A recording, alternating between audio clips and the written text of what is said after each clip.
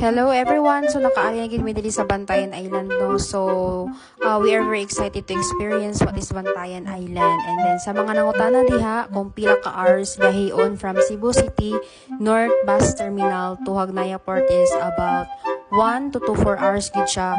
If mag-series lang mo, so mao jud ang estimated jud niya mga 4 hours kay sige magunong-hunong ang bus. So if na may private car, so medyo madali lang mga 3 hours lang guro kapin or depende sa dagan sa sakyanan.